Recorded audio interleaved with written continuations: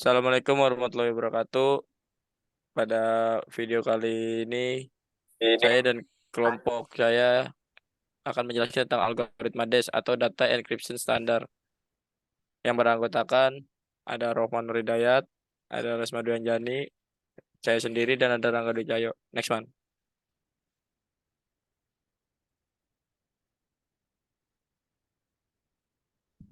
Algoritma DES atau Data Encryption Standard adalah salah satu algoritma yang dapat digunakan untuk melakukan enkripsi data sehingga data asli hanya dapat dibaca oleh seseorang yang memiliki kunci enkripsi tersebut. Algoritma ini merupakan pendahulu dari AES atau Advanced Encryption Standard dan dulunya pernah menjadi algoritma enkripsi yang populer dipakai. Sandi blok kunci simetris yang dibuat pada awal 1970-an oleh tim IBM dan diadopsi oleh National Institute of Standard and Technology atau NIST. Algoritma ini mengambil plain text dalam blok 64 bit dan mengubahnya menjadi ciphertext menggunakan kunci 56 bit. Next. Sejarah DES. Pada tahun 1960 sampai tahun 1971, proyek Lucifer IBM yang dipimpin oleh Horst Feistel untuk kriptografi modern. Lucifer dikenal sebagai blok kode pada operasi blok 64 bit dengan kunci ukuran 128 bit. Proyek Lucifer komersial dikenal dengan DES, Data Encryption Standard yang dipimpin oleh Walter Tuchman. Next. Selanjutnya dibacakan oleh Resma Duyanjani. Terima kasih, Aflah. Berikutnya adalah sejarah DES. Karena DES Sorry, adalah Des. algoritma Suara lu.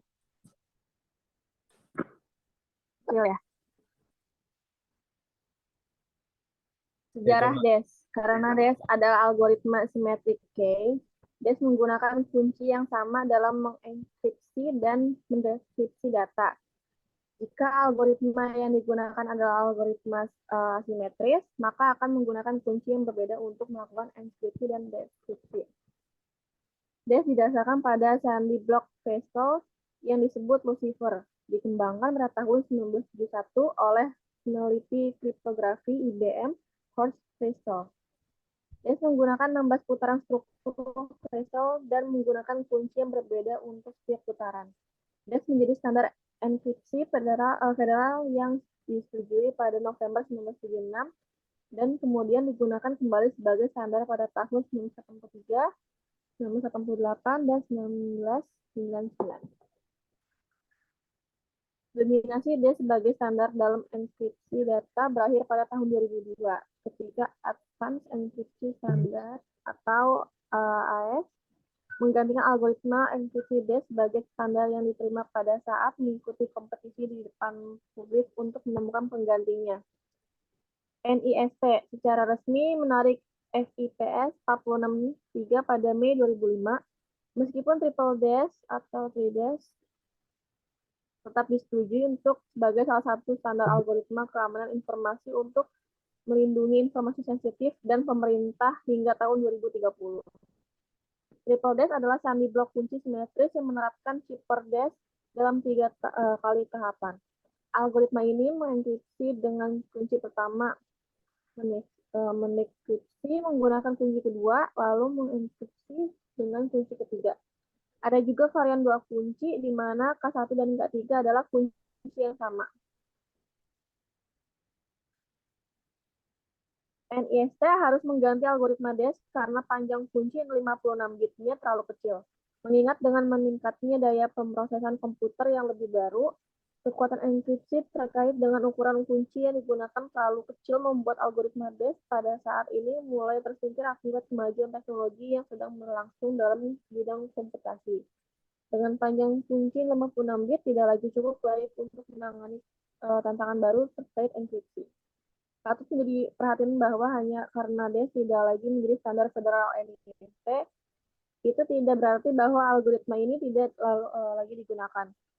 Triple DES masih digunakan saat ini, tetapi dianggap sebagai algoritma enkripsi warisan. Pada saat ini, NIST berencana untuk melarang semua bentuk triple DES untuk enkripsi mulai 2024 dan seterusnya. Sehingga saat ini kita harus mulai membiasakan menggunakan Advanced Encryption Standard atau AES sebagai standar untuk melakukan enkripsi data. Tahapan algoritma DES. Dalam istilah sederhana, DES mengambil plain text 64 bit dan mengubahnya menjadi ciphertext 64 bit. Karena algoritma DES merupakan algoritma asimetris, maka kunci yang sama digunakan ketika mendeskripsi teks kembali. Proses algoritma DES. Proses algoritma DES dapat dilakukan langkah-langkah sebagai berikut. Untuk slide berikutnya akan dilanjutkan oleh Rangga.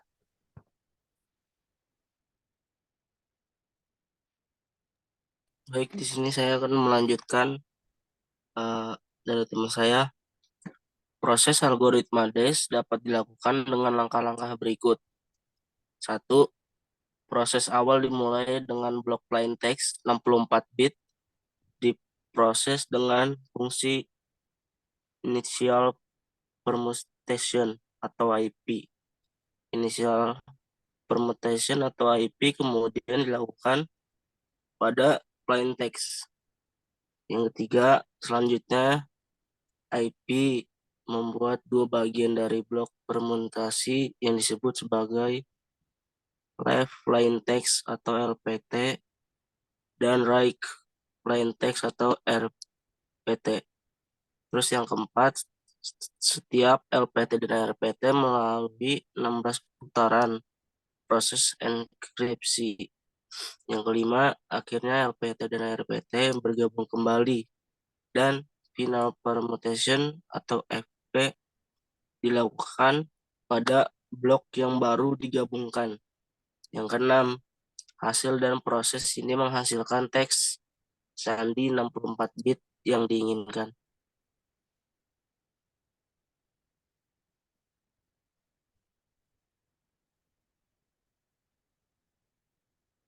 Mode operasi DES. Pakar enkripsi data dengan menggunakan DES memiliki 5 mode operasi yang berbeda yang bisa dipilih untuk digunakan, yaitu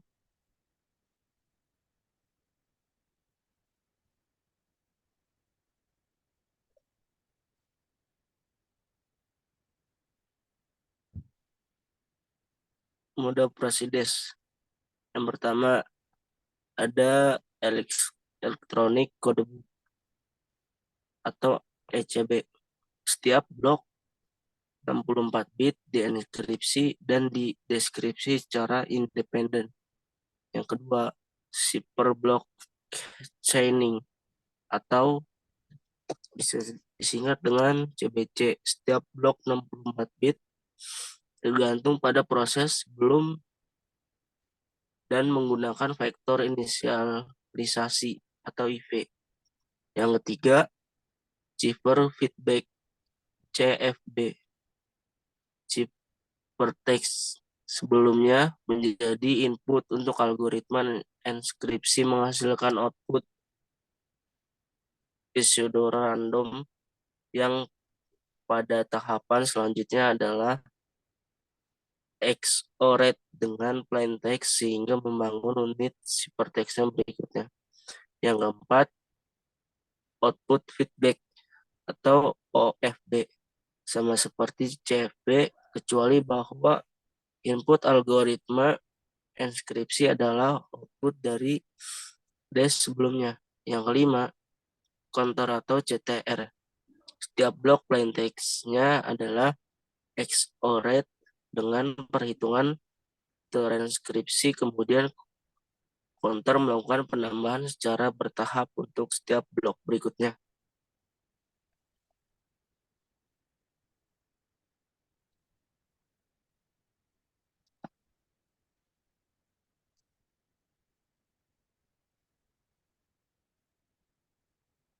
Halo, orang.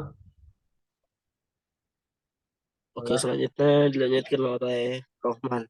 Oke, 1973 NIST atau National Institute of Standard and Technology merilis proposal untuk kode standar nasional. Kriteria standar algoritma kriptografi yaitu yang pertama, algoritma ini harus memberikan level keamanan yang tinggi. Algoritma harus lengkap dan mudah dimengerti. Yang ketiga, keamanan algoritma harus memiliki kunci, tidak tergantung dari algoritma yang ada. Empat, algoritma harus available untuk semua user. Yang kelima, algoritma harus dapat beradaptasi dengan berbagai aplikasi. Yang keenam, algoritma itu harus ekonomis, tidak perlu alat canggih. Yang ketujuh, algoritma harus efisien dalam penggunaannya. 8, algoritma harus valid. Dan yang kesembilan, algoritma harus exportable. Kemudian tinjauan umum, DES adalah standar, sedangkan algoritmanya adalah DE atau Data Encryption Algorithm. Kedua nama ini sering dikacaukan.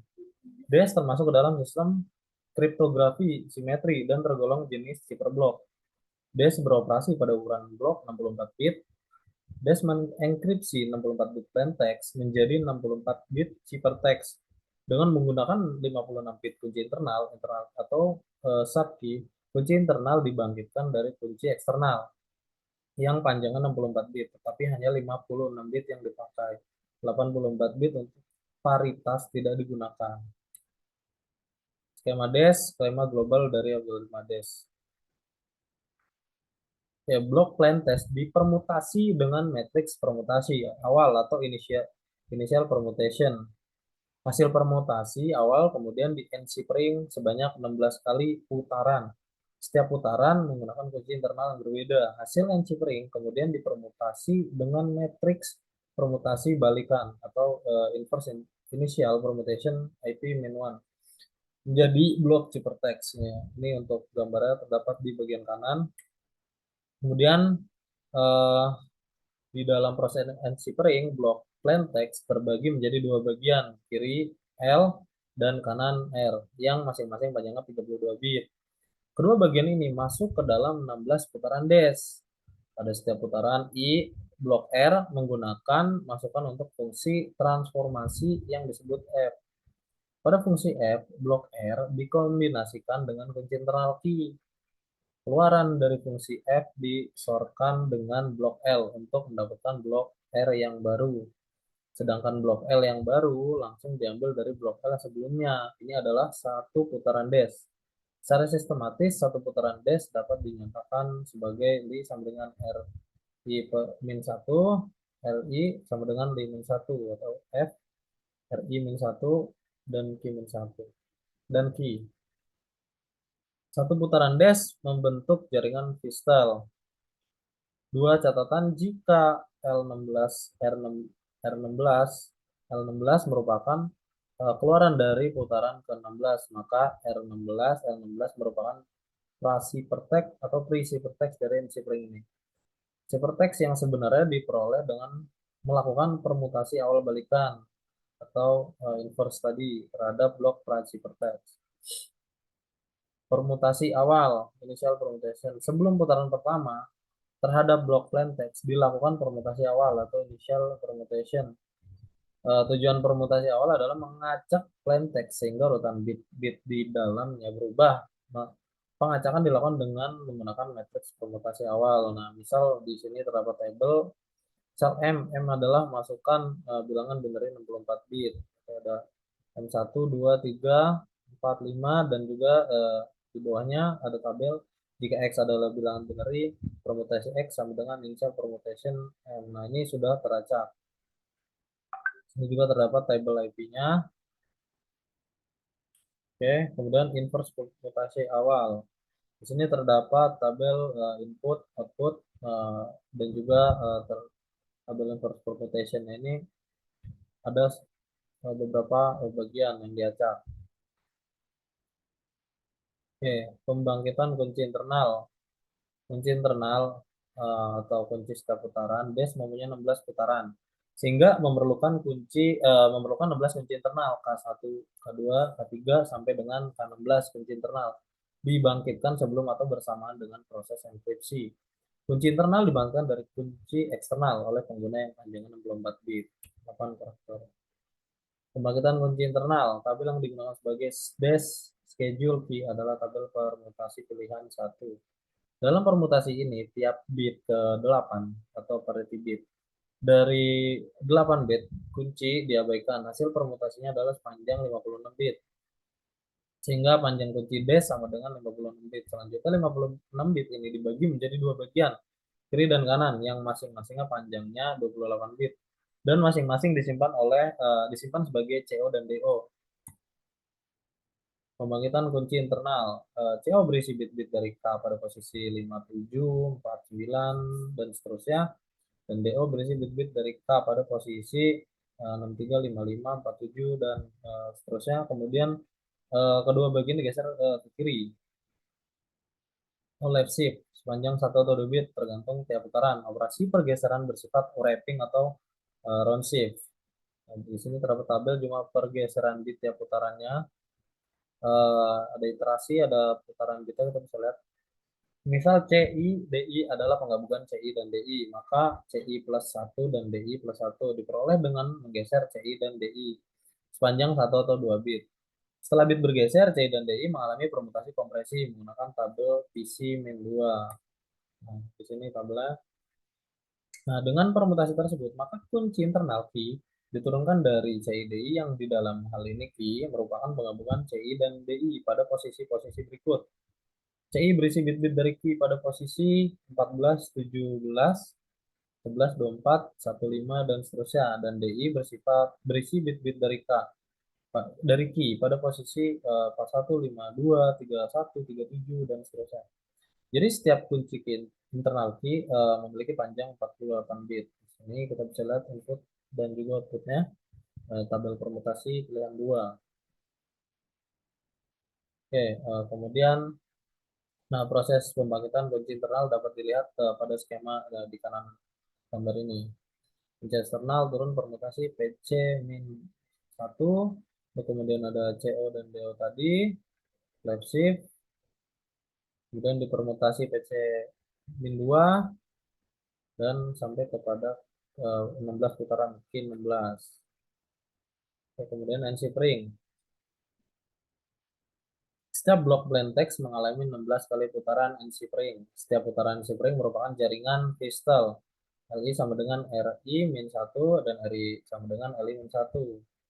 Diagram komputasi fungsi F. Nah, ini kita bisa lihat di sini 32 bit dari RI-1 ekspansi menjadi 48 bit.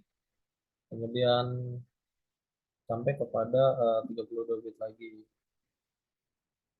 Kemudian adalah fungsi ekspansi yang memperluas blok 32 bit RI-1 menjadi blok 48 bit. Fungsi ekspansi direalisasikan dengan matriks permutasi ekspansi. Tabel permutasi ekspansi sebagai berikut, dan di sini terdapat tabelnya. Dan hasil ekspansi yaitu RI-1 disorkan dengan key menghasilkan vektor A 48 bit.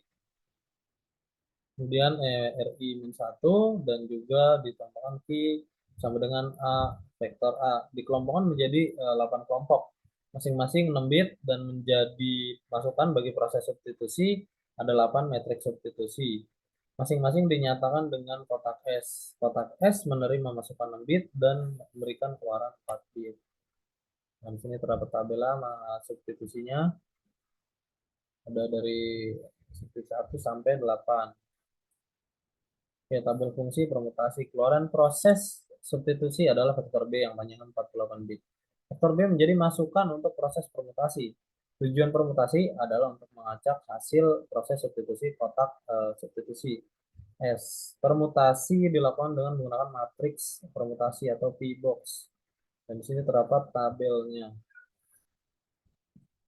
Oke, mungkin sekian dari kelompok kami yang bisa dapat sampaikan bahwasannya pada materi kali ini untuk terkait algoritma DES. Oke,